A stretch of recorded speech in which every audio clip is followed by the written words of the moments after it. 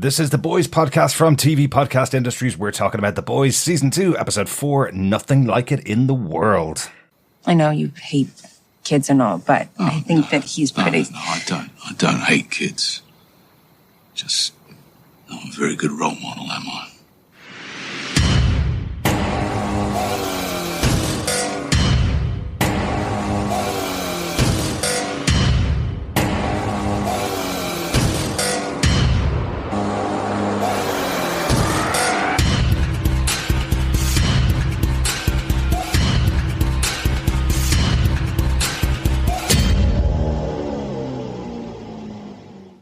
Welcome back, fellow boys and girls. This is The Boys podcast on TV Podcast Industries. We're discussing Season 2, Episode 4, Nothing Like It in the World. I'm one of your hosts, Darick. Hello there, fellow boys and girls. I'm one of your other hosts, John. And rounding out these trios like there is nothing in the world, I am your third and final podcast host, Chris. Welcome back, boys. We're on to our weekly schedule. Once a week, every week now, an episode of The Boys and an episode of Lovecraft Country on TV Podcast Industries. Lots of stuff to talk about every week.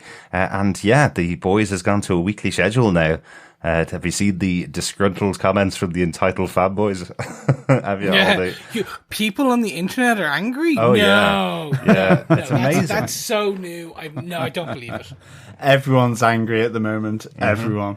It's amazing, isn't it? Like when I was a kid, we used to watch, we had movies like Willy Wonka's Chocolate Factory, which taught you, people that say, I want it now, get thrown into a basket and killed. Well, was Veruca Salt killed? I can't remember. I think she died in Willy Wonka's Yeah, I think Factory. it was left unsaid, but she was punished. She was punished, exactly. I want doesn't get, isn't it? Exactly, yeah. Like the worst human character in Harry Potter is his cousin Dudley, who just constantly wants everything now. So, these are kind of the lessons that I would have learned as a kid. Why are people not learning those lessons these days? We'll get it. It's only 5 more episodes. We'll get it every week from now on, and then they'll be there forever to watch. Absence makes the heart grow fonder. Exactly. And chill pills. Okay, everyone relax, breathe in deeply, go to your Zen point, and just chill. And once these 5 episodes are out, you're going to have to wait about 3 or 4 years till season 3 comes out at this rate. Exactly. It'll never get filmed. So why not enjoy only a weekly gap in between episodes? But we are here to talk about the 4th episode of this show. First off, I want to say a huge thank you to our Patreons who've been supporting us all throughout this year. Thanks so much to all of you who've been supporting us. Really, really good of you. Yes, thank you so much. It's through your patronage, your support that we are able to keep the lights on, keep the hamsters that keep our podcast materials running. Hey. They are in wheels. We kept them fed. You're able to give them some food. Additionally, you're able to, through your patronage, I was able to get a brand new, spanky new, shiny mic that allows you to hear my voice so much better. And as the ever constant threat is upon you that I will give you a rendition of some song that will never get us a copyright strike because it's so badly out of tune. But it will sound so much better because of your patrons. So thank you so much from the bottom of my heart. Absolutely. Yeah, a big thanks to all our patrons for sure for your support. It's really, really good. John sounded so depressed. Is it because they bought Chris a new mic, John? Is that what it is? No. I had to hear him so much better. Sorry, that was just my sober tone, I suppose. I see. A big thanks for your support. It is really, really appreciated. And of course, we would like to extend a massive welcome aboard to our new patrons for this month. James Uren, Marianne Morris, and Angie Arhus. Thank you so much for joining us. It really is great to have your support. Absolutely. And of course, both with our patrons and non-patrons, the support for the podcast is really, really great and really, really appreciated. You can support us in so many ways, whether it is through Patreon at patreon.com/TV Podcast Industries, or head on over to the podcast catcher of your choice, whether it be a boy or a girl podcast catcher, and you can subscribe to us there, rate us, leave a review. Sharing the love is sharing the podcast. Sorry. Or should I say, sharing the podcast is sharing the love. That's the one. Indeed. So all your support is gratefully received and very much appreciated by us, the lads. Absolutely, the lads of TV podcast industries. Yeah, a little bit of chart news. We're up to number 53 in the charts in the US for after shows. That's all TV after shows. We're just outside the top 50 after our first couple of episodes of The Boys released the weekend. So, thanks so much for everybody for listening as well. Yeah, definitely. Yes, thank you so much, fellow industrialists. But do you know what would be an extra nice present? Help us break that top 50. Get us through there by sharing the podcast, listening, telling your friends. If they're enjoying The Boys, if you're enjoying The Boys, spread the word. It would be amazing. Thank you so much. Enough of charting, enough of Patreon, enough of sharing the love or sharing podcasts. Boys, we are here to talk about The Boys, Season 2, Episode 4. So, let's jump into it. First and foremost, Darick, do you want to tell us who gave us what? Absolutely, yep. This episode was written by Mike Saltzman. Mike has been writing in comedy and dramas since back in the late 80s and early 90s. He wrote on shows like Wings and Murphy Brown. Now, I remember those because I'm quite old. I'm old, but Murphy I have Brown. no recollection of those. I never watched them. Amazing. Weird. Murphy Brown was some of the best kind of canned comedy, kind of sitcom of its day. It was the newsroom one. It was correct? exactly, yeah.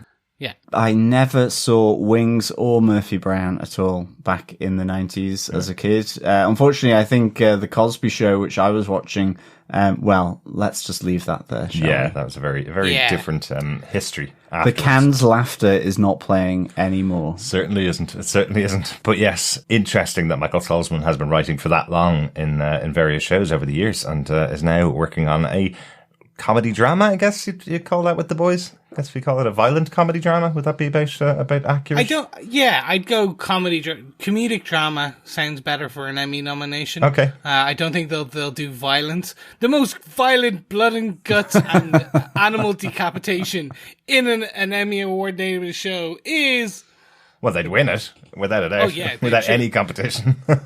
The amount of fake blood alone should top them over the charts. Definitely. The episode was directed by Fred Toye. We talked about Fred Toye last season. He directed episode 4 of season 1 as well. So it was the episode Female of the Species. Along with lots of other shows, he directed the excellent finale episode of The Watchmen, one of my favourite episodes of TV in the last couple of years. So great to have Fred back in this episode.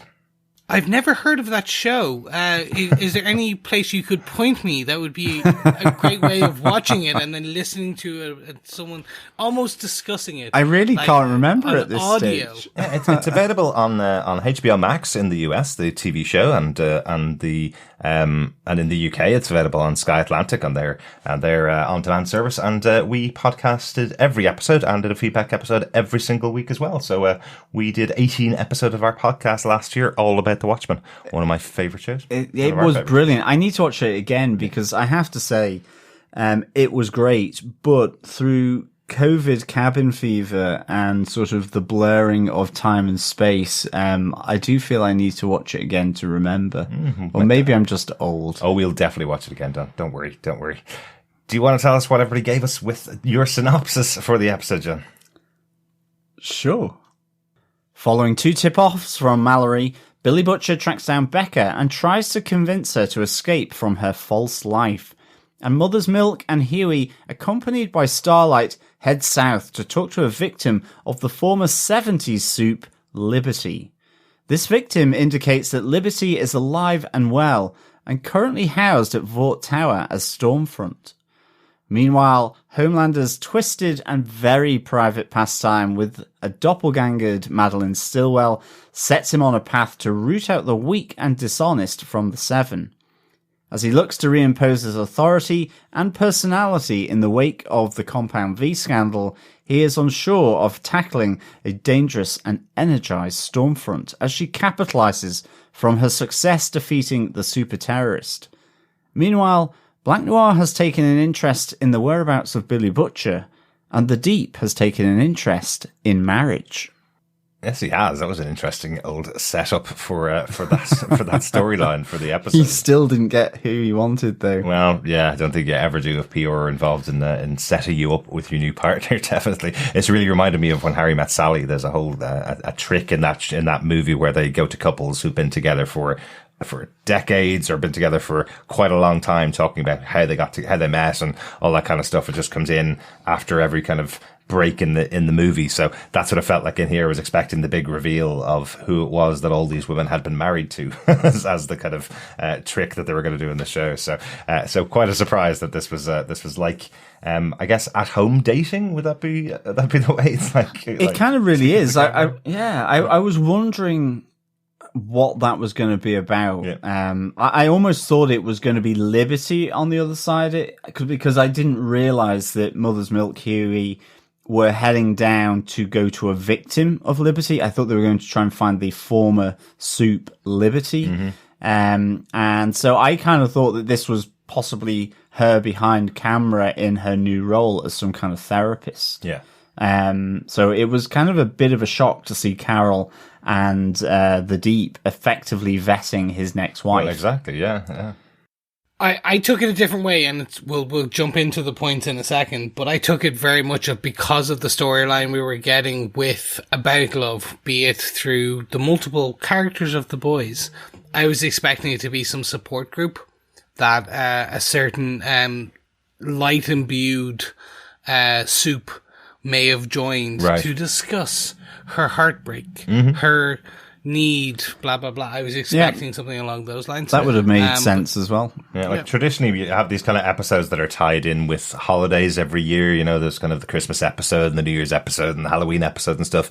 There's no opposite holiday day to Valentine's Day, but this would be the perfect episode for opposite Valentine's Day. Like Broken Hearted Day. Broken Hearted Day, yeah. It occurs every year on September 10th. How about that? From next year onwards. I much prefer it being like the day after Valentine's, February 15th. Where it's that would be quite good. You've got a broken heart now on Valentine's. Do you know what? Here's some discounted chocolates and dead flowers and a card that says "screw you." I like it. Half-eaten chocolates, or no, just the chocolates with the nuts left. Like no one loves those ones. Ugh. I don't know what you're talking about, Chris, at all. Everybody loves nuts and chocolate. It's true, but let's just get on with the podcast because we're a bit in and this is where we need to go.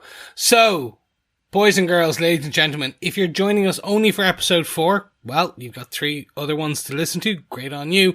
We are changing things up on how we cover the boys. Each of us will choose the most interesting boys protagonist moment, the 7 antagonist moment, and any other outstanding moment from the episode that we feel.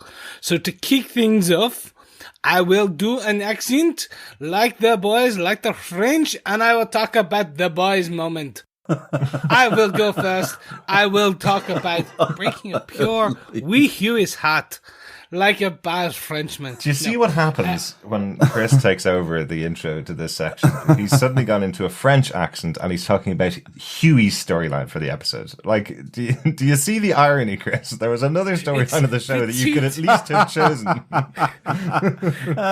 Okay. Oh no, the Scottish boy on Hughie. Look at him go. Oh, see, every time I go Scottish, I end up inadvertently going French. But anyway, I'm going to enough silliness. In all actual fact, I really just want to talk about the breaking of poor Hughie's heart. Mm-hmm. Like, we'll talk about the road trip and things and the actual other things that happen around the road trip. But it was so interesting to see that theme of love and relationships and couples kind of being teased with what we talked about, like the Deep's kind of pick of marriage. But the growth that we see of Starlight, Annie's, and Hughie's relationship outside of what's happening in the story. So, like, you see this mending of what we assumed was this mending of this kind of broken, or not broken, I was going to say shattered, but it's not, just kind of bent, relationship, which we thought was gone beyond repair. Broken beyond repair, yeah. Okay, to be honest, that heart sounds like it really can't function anymore. If it's broken, shattered, bent, and just not working anymore. No, so I just thought it was interesting because my assumption was that they were veering off from the comics, that this was a doomed relationship from the start, which is like, as this series continued, they were just going to pull them further and further apart. Mm-hmm. And you got some sense of that throughout the last few episodes, that like Annie was starting to feel dejected, particularly by Hughie's kind of lying. And then was it the last episode, as Hughie kind of straight out lies to her about what was going on. I believe it was the second episode. Mm-hmm. He straight out lies to her on the phone. She can tell that. To get to where Hughie professes his love to her in episode 3, to then her nearly having to kill him and them surviving. Mm-hmm. My assumption was it was going to be like, that was it. Like, that was the end. And then as this episode continues, we see why they were drawn to each other. We see that kind of, again, that mending as it continues, culminating in the I'll turn off the lights because I still want to see you, but only slightly dimmer scene, which was really nice. But not even that, it was just the actual section before where we see them talk about their broken lives as a contest beside the vending machine. And I was like, oh, this is great. We see the scene as they kind of are in the car and they're talking and they're smiling and they're singing. And I'm like, this is great. Like, this is what drives them forward. This new relationship, this reinvigoration to ending up in front of the subway where she just ends it. And we completely understand why. That constant fear she talks about, like the loaded gun, that all the aspects of that. They played with my heart in this. Because it is that you want Hughie to have love. You want Annie to have, like, to be together. They deserve each other. No, so I thought this was really interesting. Mm-hmm. Like, they basically built everything back up, and you expected by the end of this episode, things were, the new status quo being set was they're back together. And then they just dash it. And I was just like, that's ballsy. Yeah. Yeah, I mean, I think, I was surprised that they kind of reconnected actually in the car, but it's perfect environment for that to happen. And I kind of really liked it. Certainly given, even just the meeting up so soon after she had definitely been forced, but, the eyes were glowing and she was in kind of Starlight mode, with, where she's acting on Homelander's instruction to kill Hughie, because he was ultimately saved by Billy Butcher, not by Starlight. And in the end, I was surprised that they came together so quickly, and then this road trip igniting everything. But I thought it was really, really good. And in the end, I actually thought that her kind of dropping everything and effectively calling it off, I just thought it was really, really good and absolutely made sense given what had happened to her in the elevator with Homelander. It was effectively her one last fling.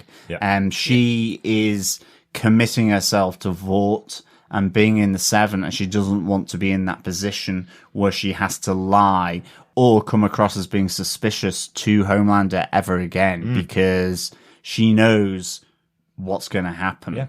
So I really liked how this worked out. And I mean, it was really sad. Hughie was so happy with Annie being kind of back with him. And they have their tender moments together, whether it's at the vending machine in the room at the motel, and it was really, really good. So I suspect we will be probably hearing a lot of You're Only Human again in episode 5 from Hughie. Yeah, maybe. Yeah, there was some lovely moments between the two of them early on as well. I love that meeting they have in the park where Hughie finishes his conversation. He's about to run off to join this trip with MM down to North Carolina. But he stops and realizes that Annie's not leaving the park, and he kind of says to her, are you just going to hang around here for a while? And then she breaks down in front of him and tells him what happened with Homelander, or tells him about everything that's going on, the pressure that she's been under. And it does feel really for the first time, because there's a lot of kind of hero worship in between Hughie and Starlight in the first season as to why they should be together. There's a little bit of that kind of excitement of being with Starlight, but this time you really see a relationship there. You see that there is a connection between the two of them as well. So I really like that scene. And then by the end of the episode, for it all to be kind of pulled away is a bit sad. But hey, I watched Fitzsimmons on Agents of S.H.I.E.L.D. for 7 years, every single season being pulled apart for the whole season. So it's kind of a TV trope that the two characters you expect to be together will absolutely not be allowed to be together by the circumstances of the sci-fi show you're watching. So I'm used to it, but they'll probably be together by the end of the season, or maybe into season 3, and that's been confirmed. Yeah, it will all depend on where we kind of get to by the end of the season. But well done pulling in AOS. Like, as every time, always, man. Every time. Like, every time you can get it in there. No, Absolutely. Jokes aside, it would be interesting to see how this affects Hughie going forward. Because if anything, I wonder, will this turn him slowly into Butcher, where Butcher's was targeting zero in on Homelander because of the perceived destruction that Homelander brought on his love life, taking away Becca. So it would be interesting to see if Hughie now puts a target on Homelander for the perceived you're taking away Annie. Maybe. It could be interesting to see that. I think he hates Homelander enough at the moment for all the other reasons as well. Lots of sex, lots of relationships, lots of other heartbreak going on in the episode. John, you want to take us on to another little bit of the boys' heartbreak for the episode? Yes, another shattered, broken heart. This time Frenchie and the female. I just really like this interspersed throughout the episode, from the frustration where Frenchie is on an absolute drinking and drugs binge. Certainly after what happened with the events in the previous episode, you've got him really trying to connect with Kimiko. This frustration, and to be honest, that's where I really think, and why I really think he's drinking and taking the drugs. You get him attempting to kiss her.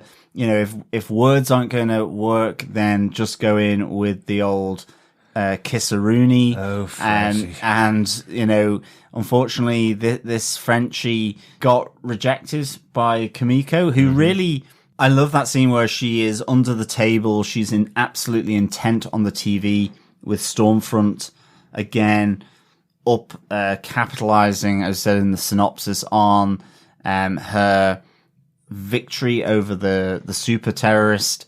And he comes in, he's been drinking, he's had the drugs, and goes in for the kiss and proper grip of the neck. And he knows when she has rejected him. Yeah.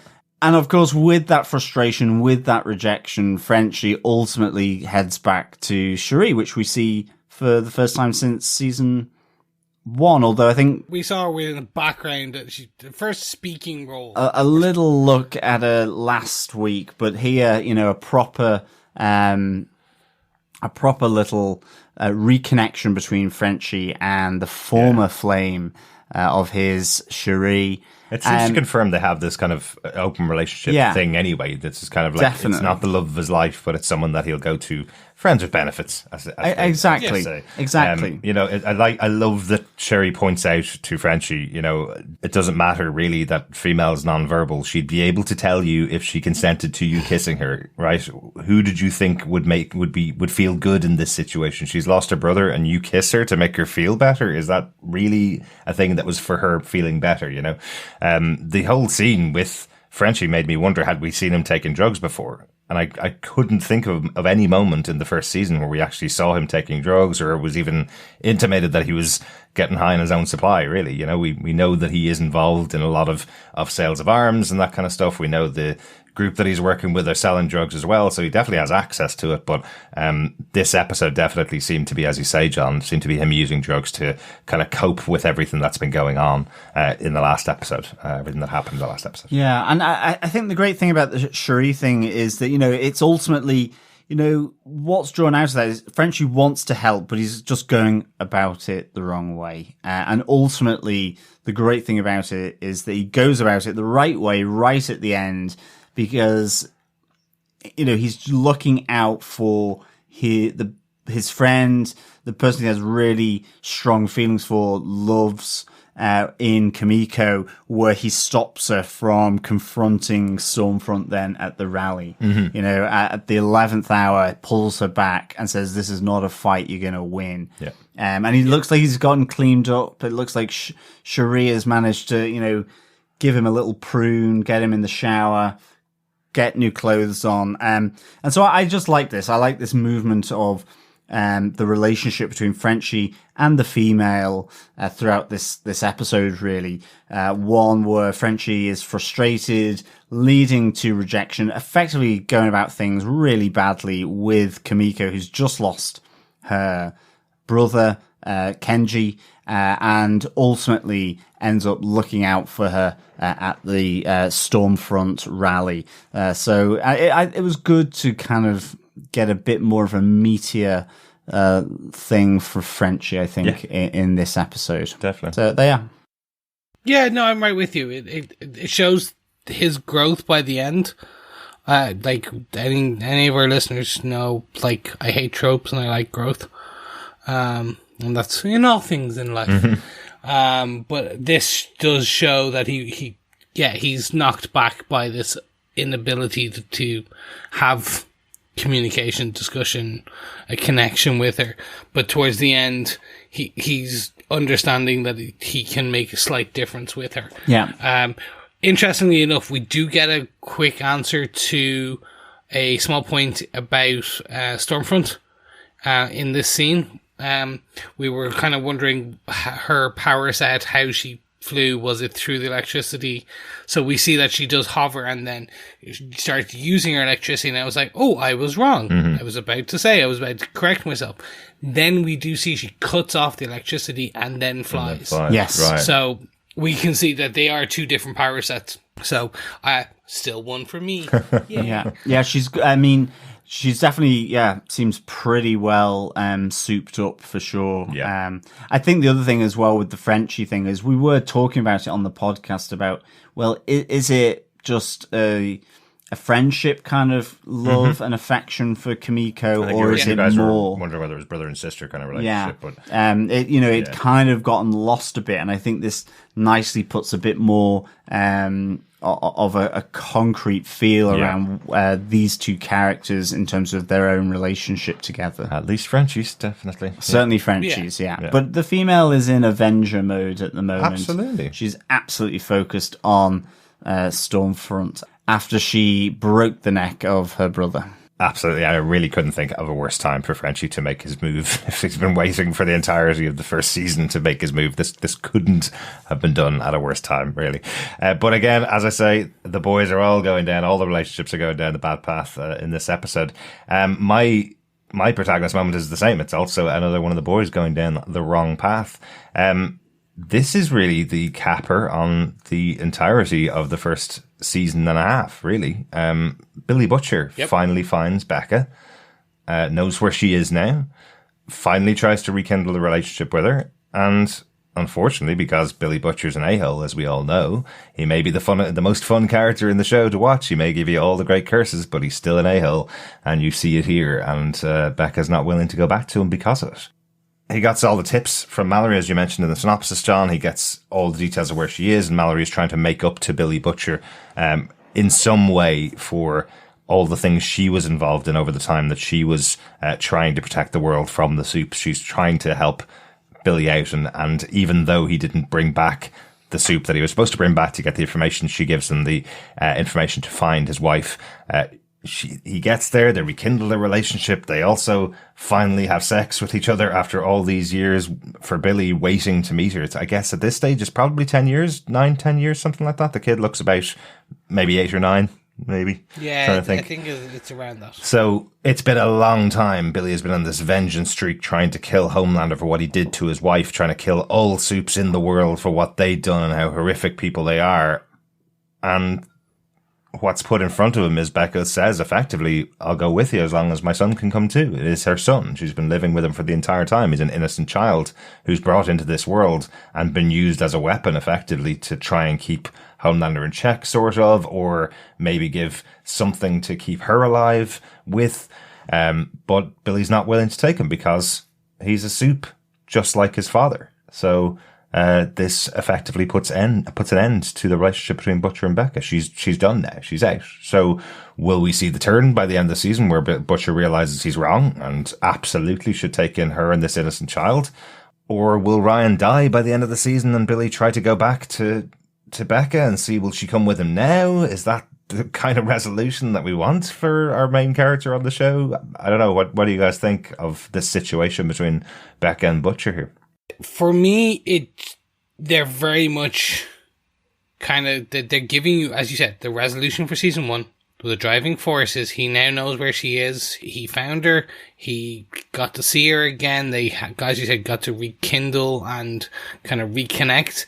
And it's that stubbornness that is driving him, that resolution that all Supes are a-holes, that is driving him, is now showing, to a degree, will show him by the end of this season, hopefully, or at least by this, that resolution, that being so resolute in that opinion, is going to cause him to lose the one thing he just got back. Mm-hmm. So I can see them kind of doing it a number of ways. Like you said, the death of Ryan, Ryan turning evil and joining Homelander by the end of the season, mm-hmm. that is also possible. I hope they don't go down this route, but there is obviously the potential for them to, and I don't think they will. They've never given me like one of those more well-known tropes where they'll kill off Becca. They'll kill her off because her storyline is done, and then that puts, and maybe the Ryan does it or something, and then that swings Butcher back to the vengeance. That's what's going to drive our main character, mm-hmm. vengeance for his lost love. Yeah, because we've already seen it. So I don't think Kripke and the rest will do that. Well, that was as you say, that was the entire premise of the first season until we find out that Becca's alive. Yeah. So that was what we all thought was the trope that they were using in season 1. So you're right. I doubt they go and do that same trope again to push us into season 3. Now he's on the warpath. I did love Becca's response to Billy when he's saying, we'll just leave him behind. He's a multi-million-pound weapon, effectively. They'll take care of him. And she kind of says, but that's what happened to Homelander.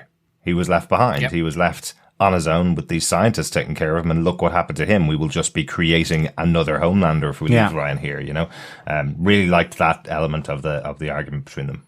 Yeah, definitely. And actually, you got a sense from Becca speaking with Butcher that part of the reason why she took the deal with Vought to be in this compound after Homelander had raped her, and, you know, she's caring for the kid, the innocent party, and it's her son. Mm-hmm. But secondly as well, because of how she thought Billy would react to the news. Yeah. Like, she knows his temperament. Yeah. And she can see, and it's probably why she poses that question. Ryan is coming with us to test him, and he fails the test here with his outright stubbornness. Yeah. Because he seems to think that all Supes are the same as Homelander, even though Kimiko's in the boys, even though he knows about Starlight, that, you know, he will use them, absolutely. Yeah. But so he doesn't like either Kimiko or Starlight being involved in his group at all. He feels like the purity of it being a group that isn't involved in Compound V is what is driving him along. Other people have brought them into the group. Exactly. And he's very unhappy with them. But it's almost a suggestion that even Billy Butcher, not even a suggestion, it shows that Billy Butcher has lost his perspective and his focus in the same way that Homelander has. Completely, because he is just wrapping them all up in a bow as one. Yeah. And that's where Becca is totally against it. So it was really nice, this. I don't suspect that they will end. I think Butcher potentially has a redemptive arc here. I think it's not that difficult either, is it either? All he has to say is, of course I'll accept your son and we'll take him in. It's effectively the idea of going out with a woman who has a child already and you take them on as your stepson. It's not that difficult, really. Yeah. Especially knowing how much he loves Becca and knowing how great she will have brought up the child. It's going to be a good one for their relationship. It'll be fine. But he just can't see past the fact that it's got to be something really influential. And it's either because it's a big moment or it's going to be because someone like Mallory, who he doesn't, she cuts through his BS. Yeah. And if she lays it on the line, the truth of the matter, that actually really, it seems like their investigation initially within the CIA was all about Vought mishandling and abusing what they had there with the Supes. And you see it with Edgar talking about, well, within the cone of silence, we are happy to take 30%, 35% casualties. And that seems to me that the issue is they've got the weapons. And so they're also being treated like weapons, but not necessarily all Supes are like that. And of course, we don't necessarily see that quite in the same way. So, within this show. But Starlight, except for Starlight, she has that, she's part of Vought, but she doesn't want to kill. I mean, she says that to Homelander, so, in the lift. So, it'd be interesting to see how this develops, because as well, for me, the Black Noir thing was really strange, because I was expecting him to pop up at the compound. So all those scenes under the bridge, the love scene between Becca and Billy, I was expecting Black Noir to show up and like a huge sword fight to ensue. That's right, because we saw him doing the thing in Vought head office where he was checking to see if there's any face recognition, to try and see if he could track Billy Butcher across the country. Yeah, I know that moment when you're kind of like, they're having some soft, tender moments in the back of the car. They're kind of having quiet moments and you see them sharing a cigarette and you're kind of going, someone's going to get their head lopped off with a sword here. So one of the two of them is gone at the end of this episode. Yeah. It was kind of flashback to episode 1 of this season, thinking, is Becca suddenly going to get a katana through the back? And this is going to set Billy Butcher off even more. Now I'm not entirely sure what's happening there with Black Noir, and I'm just wondering whether it may be related to his corridor moment where he's sobbing after learning the news about Compound V, and whether he is in some ways trying to connect with Billy Butcher around information, intelligence, or whatever. I'm just not sure now, because I thought that was, whatever it was an interesting setup for Black Noir in this episode. Interesting one. It'd be interesting if Black Noir turned in that way. I think he seems to be the one that we don't know that much about either, so it'd be interesting to see if that's the way. But for me, this moment between Butcher and Becca just felt like the biggest moment that we've seen for Butcher, really, because it does, as I say, cap his story right there. He has to go back and kind of repeat this story again. He has to go back to Becca again and kind of ask for forgiveness in the future to continue that story. But really right here, it feels like that's the end of it. That's kind of enough of the sad stories of the relationships of our boys. Let's get on to our 7, our antagonist moments for the episodes. Chris, you're going to take one of the big ones for the episode, one of the big reveals about the episode. We got the reveal of the racism of Stormfront last episode, but there's another bigger reveal maybe this episode. Yeah. So very briefly, we talked about the question that Mallory had kind of put to Butcher about, have you heard about this Liberty character? And we were like, well, it's Budweiser ad, blah, blah, blah. And I was trying to rack my brains of, who could it be? Well, like, maybe it's kind of similar to Lamplighter. Maybe we were thinking maybe Homelander's mother. Maybe it's some form of that. They didn't wait long. Mm-hmm. So Mallory does kind of, while talking to Butcher, go through that the Liberty's name was all over Rayner's server, that she was talking to this, and there's an address and a person basically on the end of this address that should be able to provide some info on Liberty. And they were it was their job to go figure out what was going on. So we do get this interesting tidbit that, like, I'm just kind of, you've listened to our show to this point, you've already watched the episode. So yeah, Liberty is Stormfront. So what we see, or what we're perceiving to be, was basically Stormfront was in the early 40s, was the super heroine known as Liberty, and that she basically had killed this lady's brother because they were suspected that they're involved in a crime, and full on goes crazy, goes full racist, and this girl sees it. And then you're expecting, it's like, oh, well, no, I was then expecting, oh, well, look, they'll say, like, she's still alive and point to someone in the crowd with Stormfront or on the Vought. It's like, nope, it's Stormfront. Yeah. That's that lady. So it's cool to see that they're going to go that this aging V is helping with the aging process, that you kind of go slower.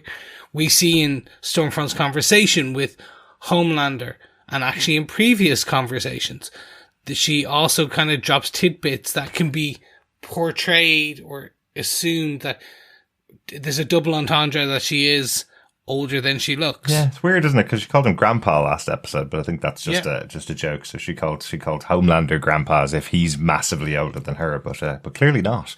I think it was actually the 70s when that accident or that incident happened with Valerie's brother.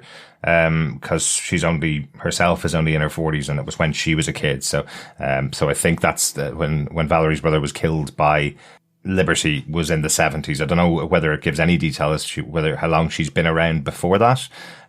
So I think we were talking about it last week as her maybe being part of the World War II effort when the Supes were around back then, but there's nothing in here, but we know that she's definitely been around since the 70s, and she's now Stormfront now. So just to make sure we're kind of clear on the timeline, but we'll definitely know more after this episode. Now that reveals there, we're definitely going to learn more about Liberty in future. Yeah, absolutely. What a fascinating reveal. So effectively she pulled herself out of the limelight and came back in for this, to join the Seven now, effectively back in episode 1. So I'm trying to get it in my head as well. Ashley said that she wasn't involved in Stormfront being added to the Seven. Whose choice was it that she went in there? Who made the call to bring her in? Homelander wasn't involved in it either. It feels like it would be Edgar in that moment. Mm-hmm.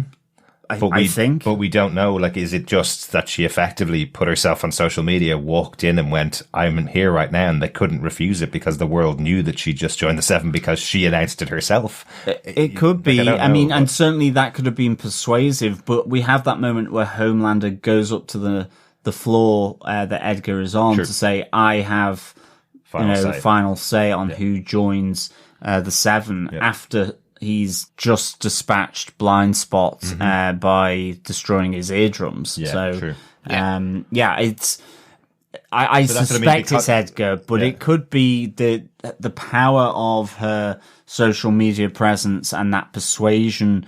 That's why Edgar went with her or something. Or as you say, maybe she did kind of insert herself into the Seven here because... Do you know what I mean? It feels like Edgar's maybe thinking, well, Homelander must have done it because he told me he's going to be the one involved. And Ashley's going, well, I didn't do it. And Homelander's going, I didn't do it. And they're all kind of round in a circle, maybe, who is the one that actually brought her in. But it could be Edgar. It could be. But it's interesting you say that she inserted herself because, there was her reaction to...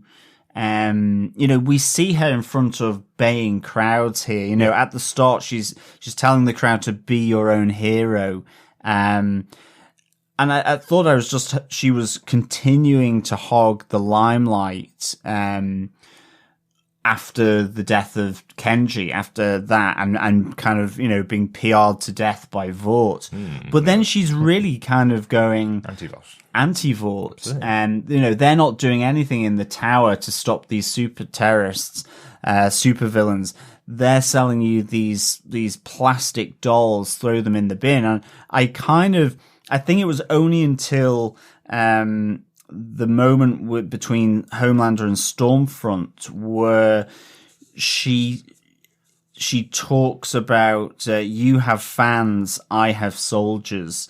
You don't need everyone to love you. You just need 5 guys on a laptop and people to follow you, 5 million people to follow you, you know, that are passionate, emotive, because emotion connects and anger sells. You've got to change with the times, you know, with a sly nod and that, you know, nice little reference to the Liberty element and rebrand. I can help you with all of that.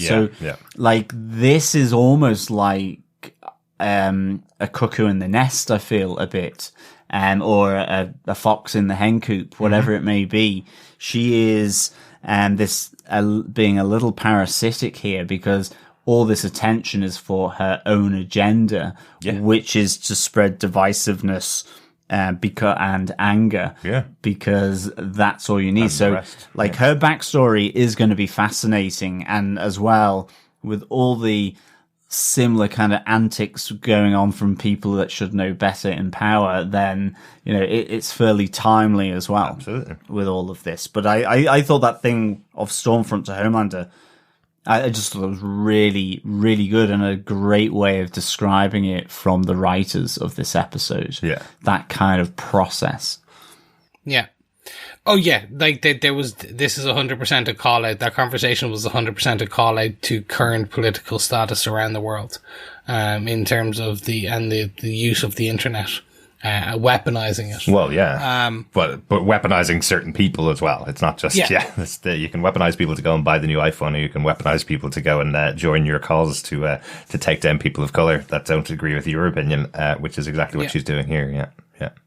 So, before we move on, and I'm going to move it on to John next, I want to call what my potential theory, Chris's crazy corner of theories. So, we got the background of Vought, and who Mr. Vought was. So, I'm going to call it that Liberty Stormfront was one of the first soups.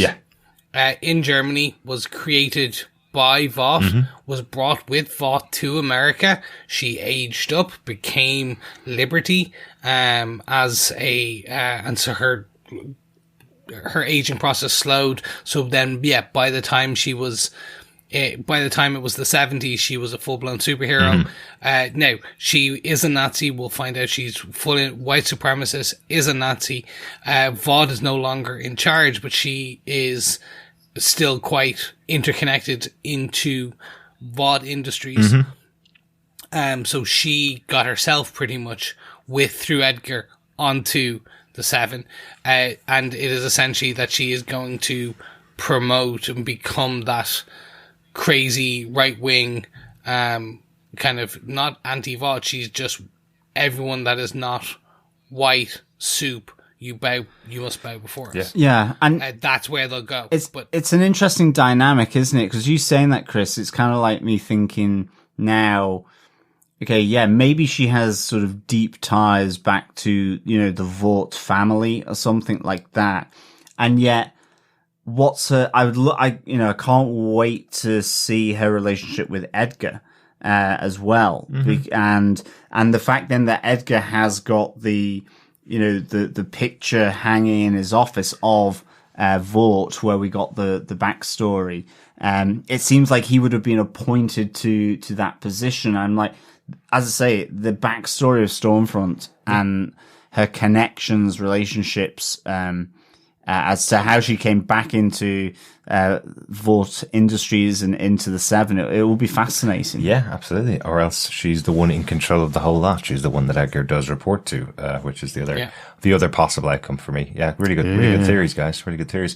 John, do you want to give us your antagonist moment for the episode? Yeah, mine is Homelander again. It's lion and its prey. Yeah, like this also has some shocking moments in the episode. Yeah, this was great. Homelander effectively is stalking the Seven as it's currently formulated, just to root out those weak individuals. So, he goes after A-Train because he knows about the heart condition. With the dishonest, where he confronts Starlight in the lift, and effectively is going to kill her in the lift. Other than, you know, she has a great call where she hides her feeling and talks about hating Hughie because he broke her heart, almost destroyed everything. You know, it was really good. And she goes, am I lying now? And of course, because she says it with such sincerity, because, you know, I think part of her is kind of slightly crushed by that. So, you know, there's enough truth there to show to Homelander. Almost, I suppose, taking a bit of a leaf out of at least what Stormfront had done in episode 2 in standing up, saying, you know, I believe in the rule of law. I believe in that process.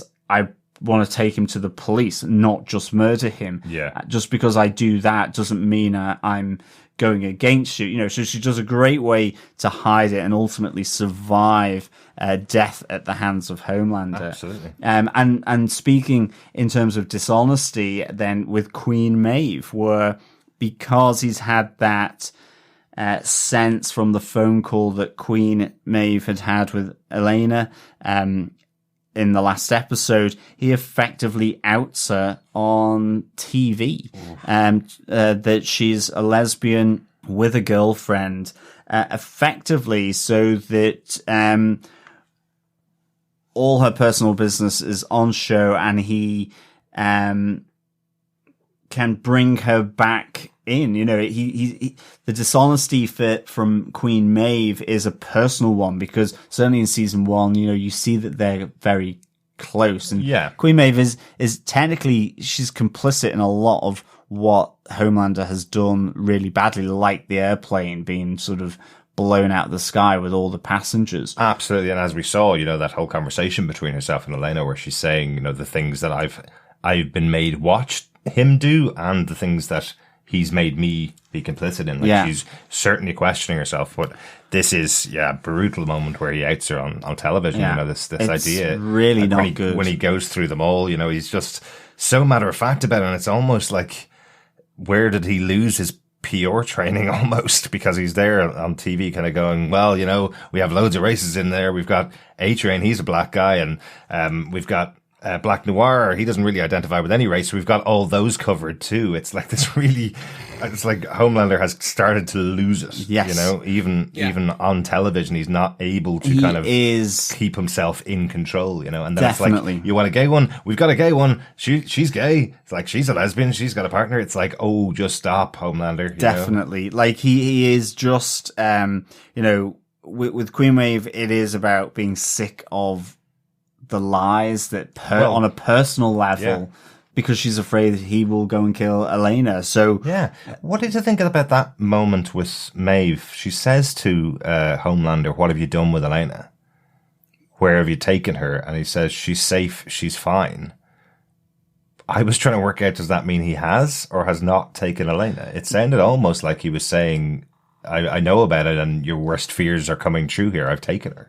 I just felt that he was saying to her that he hadn't done anything. I took it at face value a bit here, because I felt, you know, in terms of the treatment of Queen Maeve, treatment of Starlight are both horrific, and, you know, attempted murder or threatening murder and outing someone. But what I mean is that I think with Homelander, he says something, I'm just sick of the lies. I think with her, it's the personal side of things. He doesn't have that deeper personal connection with Starlight in the same way as Queen Maeve, I'm guessing. Right. I think her dishonesty is more traitorous.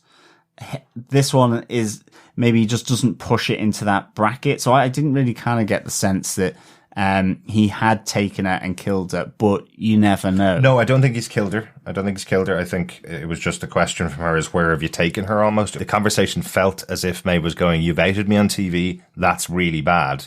You know all about my relationship. What have you done with her? Yeah. As in, not only have you outed me on TV, but you're now also going to try and keep me in control by kidnapping her or something. And Queen Maeve continues to try and hide it, doesn't she? And that's why he says, I'm just sick of all the lies. Yeah. I think ultimately for his way of tackling Queen Maeve is, I now know that's threat enough. Exactly. And if I want to, I can go and find Elena at a drop of a hat. Exactly. Yeah.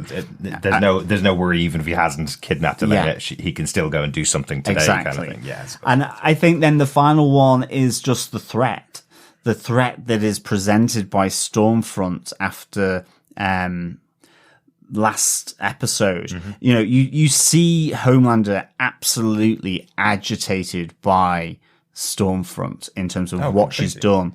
That kill, that glory from that kill was mine, not yours. And even when he goes to confront Stormfront in Vought Tower, she works her way out of it, and you see he's uneasy in her presence. And given her powers of flight, electricity, you know, she's very, very well tooled, and would be a match for Homelander, I'm reckoning. So I really like that. You know, I like the eyes, the threat of the eyes go and then recede, and she does understand the seriousness of where he's coming from, but she's able to work her way out of it, but in a way where she hasn't changed who she is, you know, in a sense, I felt. It's almost like she's saying, but why are you hung up like this? You know, and into that speech, she goes, all you need is 5 million, you know, loyal followers or soldiers. Absolutely. You don't need everyone Fans. to love you. Yeah. You know, but Homelander is a total narcissist. So, he's a total egomaniac. Mm-hmm. He's a preener. Which we learn even later. Yeah, exactly. So, I loved this, through the episode as well. A bit like with the French one, you know, it was a through line coming from, an event that I'll mention in my outstanding moments, but really nicely done by Anthony Starr again. Every scene, I feel he's going to kill someone. He does, even smiling.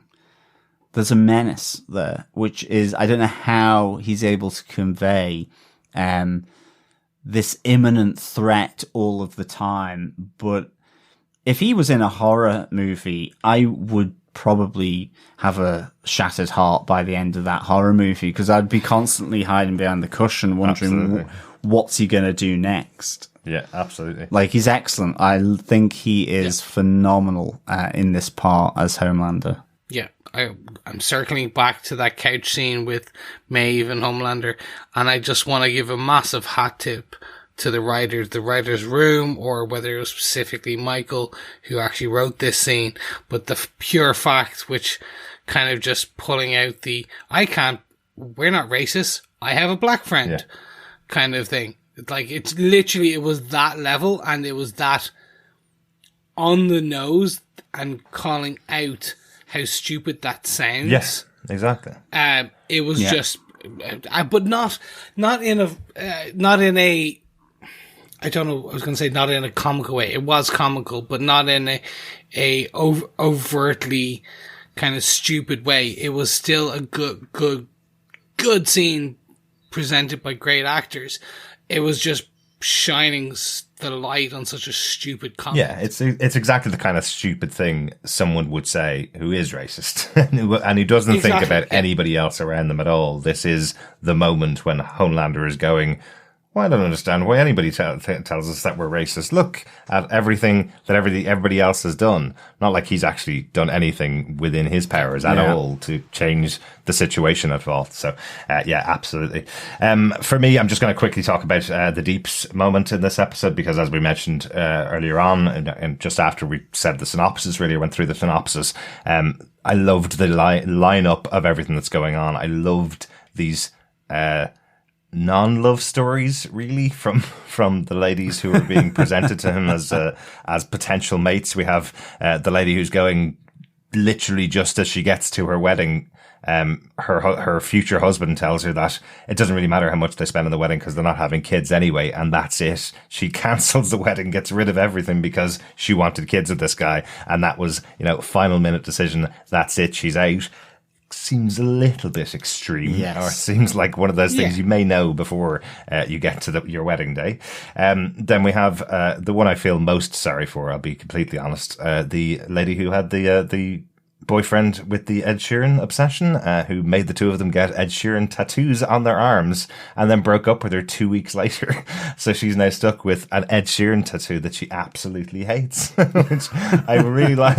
I feel so sorry for, anybody who gets a face tattooed on their arm is always someone I feel kind of sorry for. That it's one of those things that will never age well as to, symbols and words and languages on your tattoos. Absolutely, they generally age quite well, but a face on your arm never going to go down too well. So I do feel sorry for her, but I guess she's not going to be stuck in a relationship with the Deep, being PR'd to death by Vought Industries. So that's not too bad. We also get the reveal of the one that Deep would have wanted, I suppose, who's basically willing to do anything sexually that he would be interested in.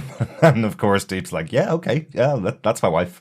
But the one he does end up with is the lady who reveals that her perfect dream is an image that she's seen of two skeletons in a coffin who've died and are hugging each other for all eternity, and that's her perfect dream kind of relationship. And that's the woman that Vought are going to set the Deep up with for the future, because it has to be someone as wholesome as that who believes in being together forever and ever and ever. Yeah. I don't know whether it's intended, but in my head I was kind of going, how did those two skeletons die? Did one kill the other? Is that not are these not the skeletons that are kind of fossilized from the volcano? I'm pretty sure that's the Pompeii ones, right? I'm not entirely sure. I just felt from the conversations that each of the ladies were providing, particularly this one seemed a little bit more intense, and it felt like, we're going to die in each other's arms, even if I have to take you that way myself, and kind of almost, but that may be just me reading into it. But I just like the idea, and as I say, I love the framing device they had throughout the episode. So it really reminded me of When Harry Met Sally. So there you go. Yeah, I absolutely love this. I get very massive vibes that this is what they're trying to do, a riff on Tom Cruise and his previous wife, Katie Holmes. That like they were always apparently they were chosen for each other by Scientology. This is very much, if you did not have if you had any illusions that this was not riffing on Scientology, well, they are. I should have confirmed it there for you. Yeah, absolutely. Let's get on to our outstanding moments, guys. Chris, what's your outstanding moment, and a moment that we haven't talked about from the episode? Very much a quick one, or two quick ones, which is Mother's Milk and his OCD. Yes. And his backstory. First on to the OCD. This is fantastic because I went back. They've been doing this since season 1. Oh, yeah, absolutely. Like, they've been playing this so well. Even the first scene where you see him, where he's adjusting the pens at his desk when Butcher's in there with him. Like, they were playing it off, and I always took it from that they were just going that he's meticulous and that was kind of thing. But being able to string it out to this point where they're like, no, he has full on OCD, and you see him tap and stir, and it all just clicks. It was masterstroke in character development. Like, just see, I think I'd seen it so much, especially when you saw things like, him asking for a particular type of hand sanitizer, that kind of stuff. We knew he was really clean. Again, as you say, right back from episode 1, him adjusting the pens. It was always something that was there in the character. I just think this whole storyline is, hey, guy friends. Like Hughie's been hanging around with him for 6 months now, and seen him every single day. All it takes is like one car trip with Starlight. She goes, do we need to talk about MM's OCD? And he's like, what OCD? What are you talking about? I haven't noticed that at all. That just feels like guy friends. It feels like that kind of thing where all your mates could spend their entire lives with you and not notice that you have a pretty serious condition, really, when it comes down to it for MM. Like she describes it as, have you not noticed that before he turns into a new lane, he has to tap the steering wheel 3 times and then put on his indicator. Before he drinks a cup of coffee, he has to tap the cup 3 times. Like he does multiple OCD things before he does anything. And Hughie's never noticed any of them. The wipes, even the aloe vera, because he's got to sanitize his hands, like we met, kind of caught out in one of the episodes. I think it was episode 1 of this season. Yeah, I really liked this call out actually of the OCD of Mother's Milk for sure. Yeah, no. As someone who has small amounts of this, I just loved it. I thought it was fantastic, a great portrayal of how they do it, not making him out to be a complete psycho crazy, Exactly. As they do in some more tropey TV shows. Moving on to his backstory, this was a great way to kind of give him a bit more depth without kind of throwing it in your face, by giving him that the ability to tell parts of his story, of why he's against Vought, while staying true to what was going on, and then versus a kind of Basil exposition scene where it's like he sits down with Hughie and tells the story of why he hates Vought and what, etc. We didn't get that. We got it as it was a natural progression of him and Starlight talking about his dad, or their fathers, and it was a nice touching moment. We know he's dead. And then getting the scene where they're about to discuss and trying to show why they're against Vought and the downtrodden. And we do get this story that, for reasons his father was suing Vought. Vought basically attacked him with an army of lawyers. His father never gave up. Basically, his father had OCD. We see that he was constantly at the typewriter. He was there constantly fighting this battle for all the years until one day they just didn't hear the typewriter go anymore. Yes, there's another magic trick from Vought. They made his father disappear, it seems. Yeah. So this was great. We get the background. We're going to probably find out more. And yeah, I'm happy to it. In Chris's Corner later, I'll quickly discuss some of the top points about his comic backstory. And it's quite similar. Like, it's really, really good. We did discuss it back in season 1 when we were discussing season 1, but I'll just kind of rehash for anyone who's just joined us for season 2. Yeah, absolutely. I must say, I love the connection between MM and Starlight as well. I felt that there was a real moment where you go, well, actually, you can see why these two would get along. You know, they're connecting their past with each other. You know, it's a really good conversation. It's really well written between the two of them.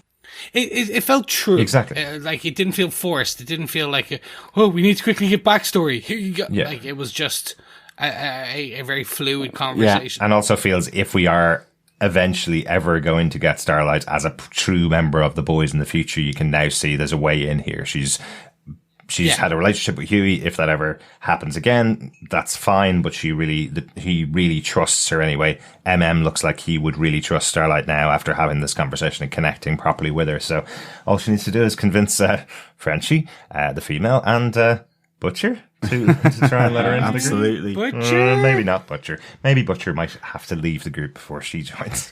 Is that it on MM and Mother's Milk? That's really it. It was a quick, outstanding moment for me. Excellent. John, I think you're taking the creepiest moment from the episode as your outstanding moment. Yeah. Yeah, a bit of Homelander on Homelander action. He is so into himself that he only needs himself. That includes his doppelganger, who is back this season to recreate Homelander in his own perfect image and to pleasure him how he sees fit. Yes, this was never going to end well for Doppelganger. And I love how Doppelganger, not only does he look like the person who's trying to portray, but speaks with such authority in their tongue, in the sense that I could imagine Homelander speaking like that. You knew it wasn't going to end up well here. And yeah, he is the neck. There's a lot of neck squeezing, twisting, just general garroting going on here. It's a weak point of the human body. Yeah.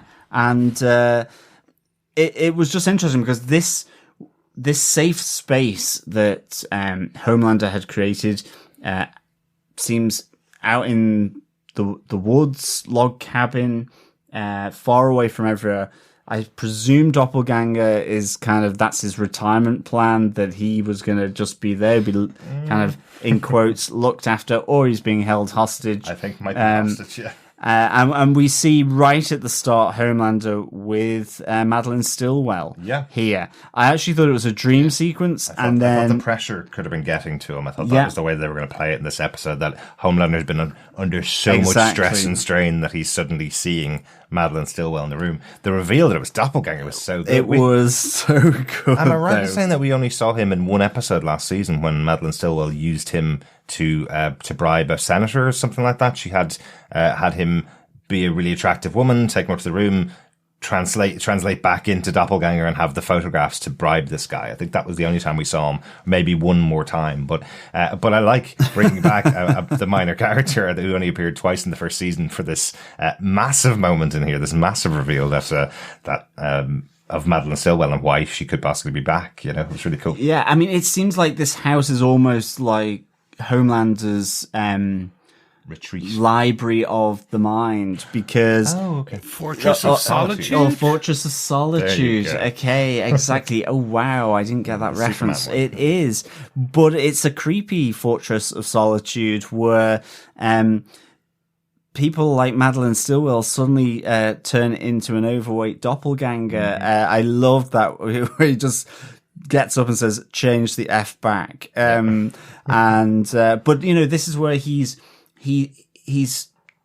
talking it out with himself, or with Madeline, but with himself as well. And I thought this was really good, to be honest. And as I say, I thought it was a dream sequence to begin with. And then I was thinking it had gone on for so long, or like you say, stress induced, almost hallucinatory. And then I actually thought, is Stillwell alive? Because it had gone on for so long. And then what I was not expecting was Doppelganger to pop out from Stillwell, and just that image of Homelander reclined on his sexy thighs with those,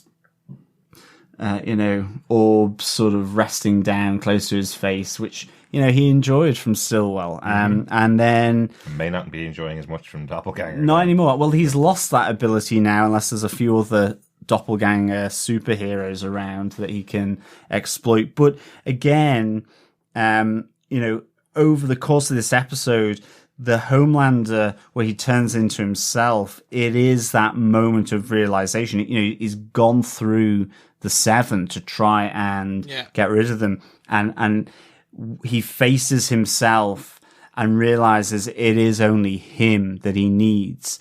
He feels confident, strong enough to be that it's just him. And to the point where he doesn't even need himself, or, through his doppelganger, his kind of the image of him. And maybe Stormfront has, kind of brought that in as well. It's this God complex reasserting itself. And this is almost that final stage where I'm God. I don't need anyone else. I don't need the seven. If they all go, or if they're all killed, or if I all kill them, fine. Yeah. The seven is me. So this was really great, and it was just a great moment with the doppelganger. Absolutely. I just love that line from Doppelganger when he's effectively knows he's pleading for his life, and he kind of goes, you can sleep with yourself and it's not even gay, he's trying to give him every option here to save himself. I can transfer into anybody at all that you could possibly want. I know you, maybe yourself, maybe you want that, it wasn't going to go very well for Doppelganger from that point, definitely. That's kind of it from the Homelander side, right, John? Yeah. Yeah, that's there's a lot going on in this episode, but you've I think gone through most of his storyline. I'm just going to take a quick one. My outstanding moment from the episode, you kind of mentioned it earlier on, but just the singing in the car on the way down on this road trip with MM. I just think it's one of the funniest scenes that we've seen in the episode, where Hughie and Starlight connect over both knowing the words to, I think it starts in the third verse of "We Didn't Start the Fire" when the two of them start singing every word back and forth to each other. You know what? Most people get the first 3 or 4 lines of that song before they start kind of miming along with what they think it could be. Exactly.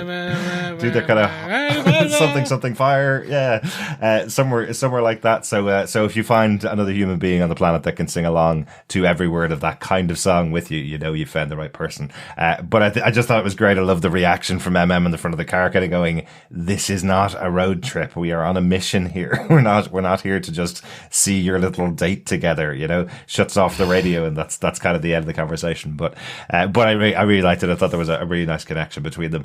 Just to mention, because for some reason we didn't mention it back in episode 1, we have had a new Billy Joel song every episode.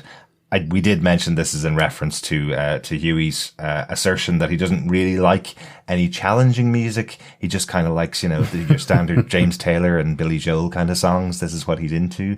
It's the type of music and the only type of music he's into. Nothing wrong with either of those two people as artists, but broaden your range a little bit, Hughie.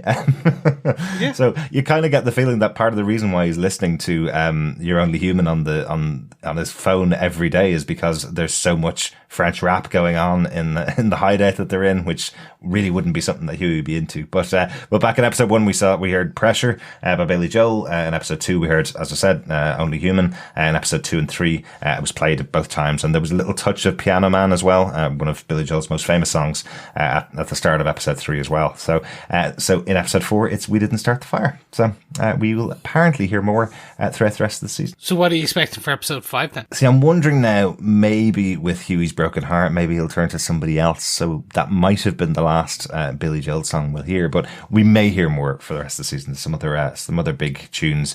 And as I said, I was half expecting when I heard Billy Joel music was going to be involved that we would have a moment where Hughie looks at Starlight and Uptown Girl's playing, and I hope they don't do that, because that's my least favourite of the hundreds and hundreds of Billy Joel songs out there. So, and it's the most overplayed. So hopefully we don't get Uptown Girl. Anything else, 100% I'm happy know with. That's going to happen. I'm happy with that. He even has a Vietnam song if they want to go back and do some replays of Liberty in the War. We could use so many songs. So I think the rights were sold to Westlife after their awful version of that song years ago. So hopefully we won't hear any other versions of Uptown Girl.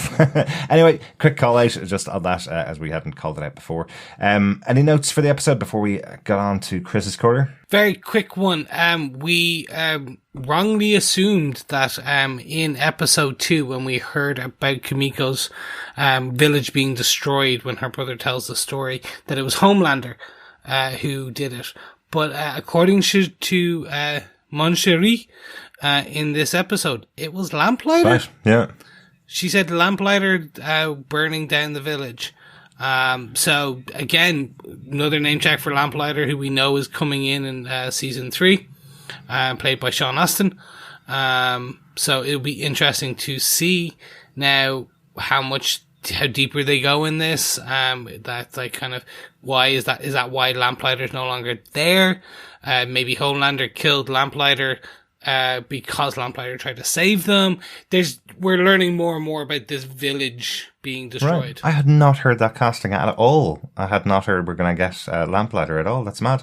All I knew was that he was gone at the start of the first season. That was it. He was the person that had been removed from the 7, that Starlight took his place, effectively. That was it. I didn't know we were going to be getting him coming back. That's really interesting. Excellent. I'm pretty sure I heard that, but I could be 100%. No, excellent. Thanks, Chris. That's good stuff. An interesting one. John, anything? Yeah, just 2 notes for me. I did kind of forget to mention Shockwave is seen entering the Vought building to replace A-Train. Yes. And the great little moment with A-Train and Ashy, where she's like, "Oh, nothing to worry about," and then Homelander just says, "He's replacing you. He's basically coming in to kind of sign the contract." Mm-hmm.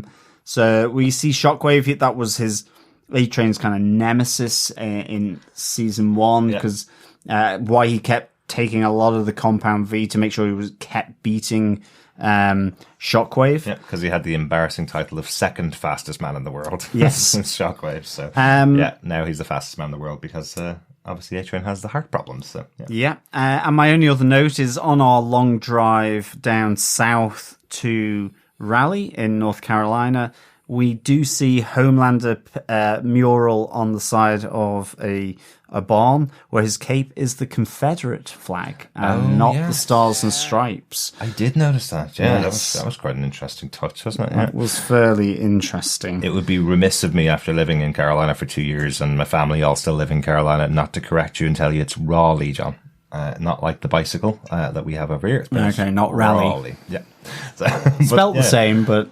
Yeah, exactly. Different pronunciation. Yeah. But that's really interesting that they do that they'd have a moment with the Confederate flag, because it feels like, maybe that's something the Stormfront would be absolutely approve of if that was what the choice for her cape would be, I suppose.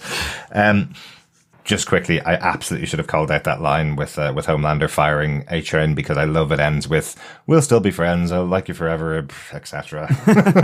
Exactly. Great Homelander moment when he's just going etc. Whatever. None of this means anything. You're out. That's it. Great moment. Finally, for me, just the episode title, "Nothing Like It in the World," is a song by Mr. Big, and it is a hair band from the 80s that Mr. Big, I think you probably remember one song of theirs.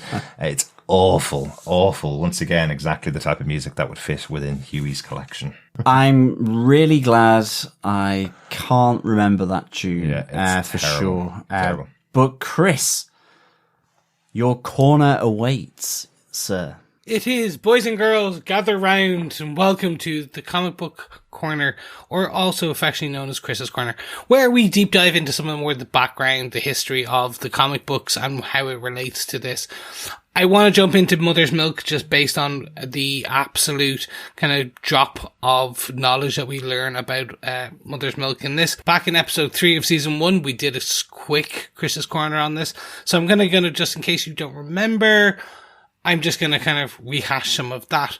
But essentially, backstory, Mother's Milk is very similar in this show as he is in the comic books. He first appears in issue 2 of that.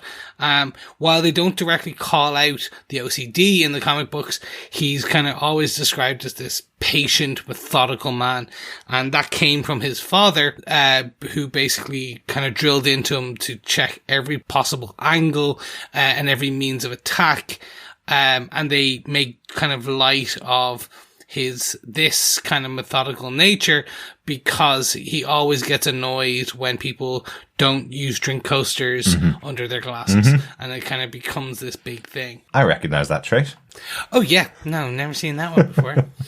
Apparently, his moniker of Mother's Milk comes from him being the purest, the most good-hearted member of the team.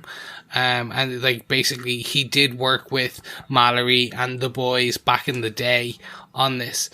We do get his backstory and the history of Mother's Milk in issue 35. Right. And it does bring up his father's backstory about how his father worked to sue Vought over this. And it does give a reason. I don't know if I want to go into the exact reason now. It is really, really good. Okay. And it will be interesting to see how they bring this in. If you have read volume 1 and volume 2 of the compendiums and stuff like that, it's like issue 17, some of the stuff they hinted in issue 17 comes out in issue 35. But it is really nice to see how they are staying true to the comics with this, because it is something that ties deep to what his character is. So hopefully, fingers crossed, they stay quite close. Excellent. Yeah, it sounds like if we had the reveal in this episode that he's so connected to his father, we'll probably hear a bit further on that story in a future episode. Excellent. Anything else in Chris's Corner, Chris? No, but again, calling it out. If anyone has any questions, let us know. Oh, sorry, I should have said his real name in the comic books is Marvin Milk. Very good. I think we saw that at the start of the season on screen, didn't we? We saw Marvin Milk being wanted. So the name, the only person that wasn't named was Frenchie. It was the only unknown person. Unknown. You're right. Yeah. So it is the same as the comic. Excellent.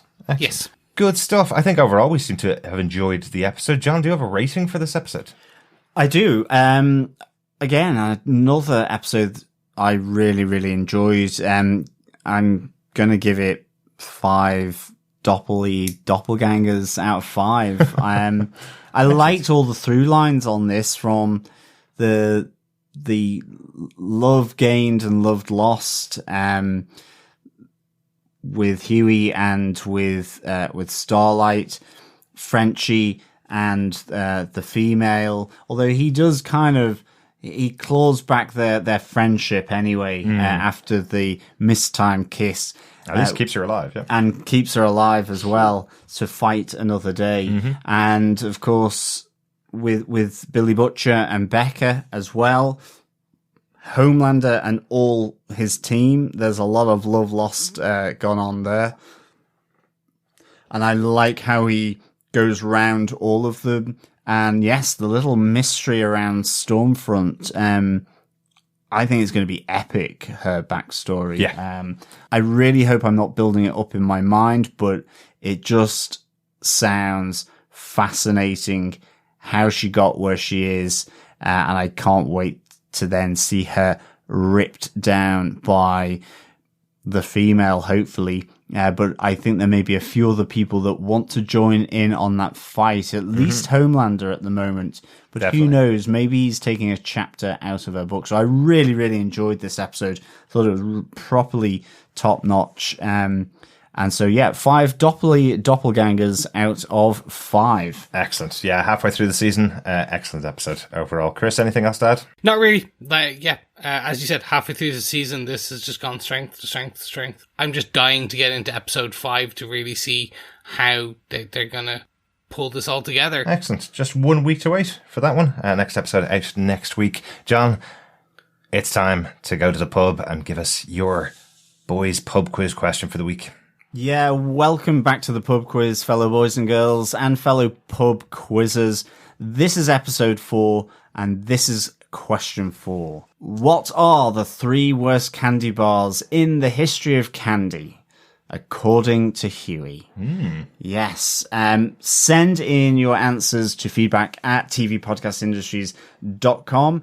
You can send them in one at a time. Just make sure in the subject line that you indicate what question the answer is for. So please keep on sending those in so that the winner, the one with the largest number of points, will be crowned the winner. And if we have a tie-off, then of course it will be names in a hat. Each question is 1 point unless stated otherwise. So yes, please keep on bringing in those answers to the pub quiz questions, fellow boys and girls.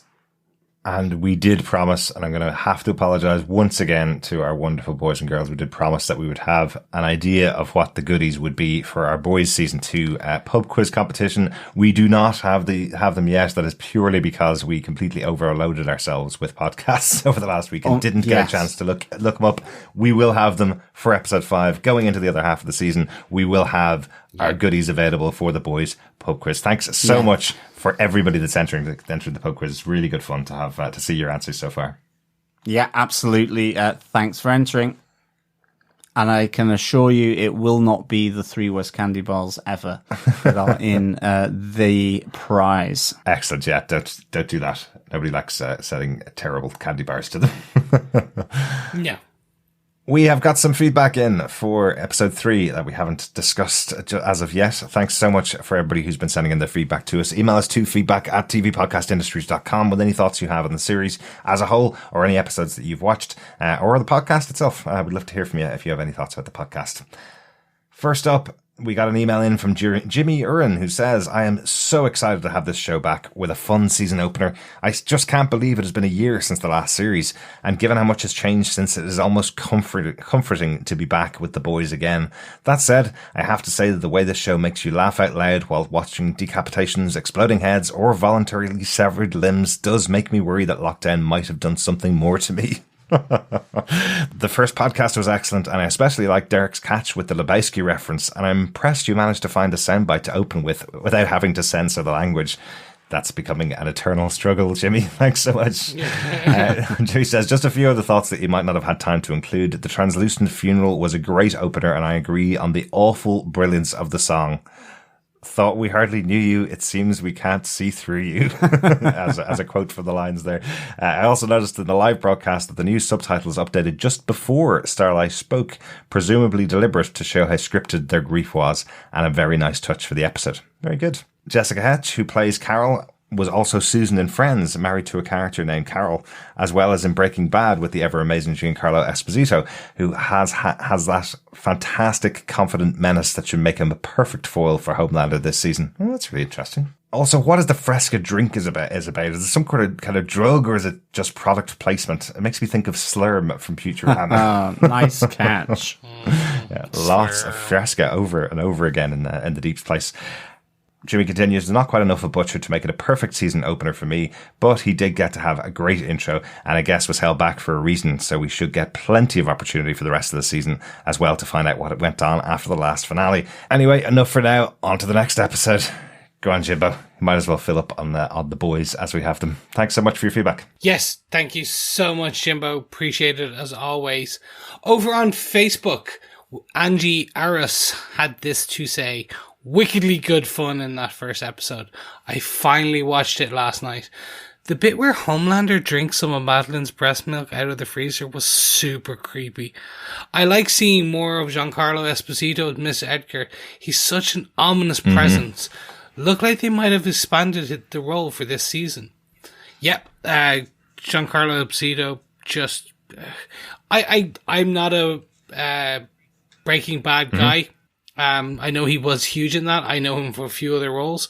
But every time he's a scene eater, and not in a bad way. He's just this fantastic presence that putting him in a room, it's going to be, even him in the role, it's just, it's going to be a fantastic take and an ominous presence, as you said. Absolutely, yeah. Great to see him. He is that villainous presence in a lot of shows at the moment as well. Yeah, no, thanks so much, Angie, for the feedback, and of course as well to Jimbo. Salimicus says, well, they said they were raising the bar this year, and they weren't lying. Homelander is a despicable POS, but that man can deliver a rousing speech. Seeing Chris's prediction of Homelander's son manifesting his powers didn't take long, nor did Stormfront showing her evil, hateful side. One thing I don't quite get is the rest of the team going along with Billy, handing the female's brother over to the feds, or the brother helping save Hughie from Homelander.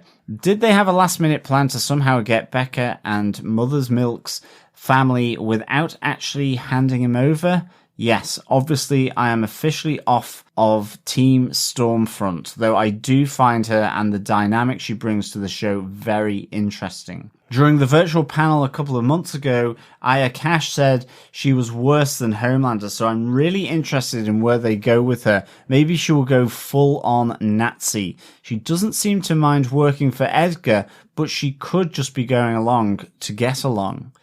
I do thought that was Cherie in episode 201.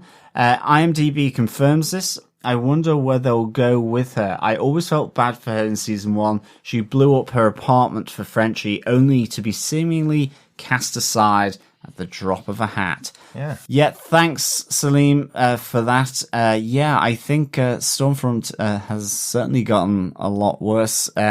She's certainly not putting on the old flag at the moment, but she's not putting the armband on her arm, the Nazi armband just yet, but certainly I could see her going there. Yeah. And pretty likely, yeah. I'm officially off Team Stormfront as well, I think, to be honest.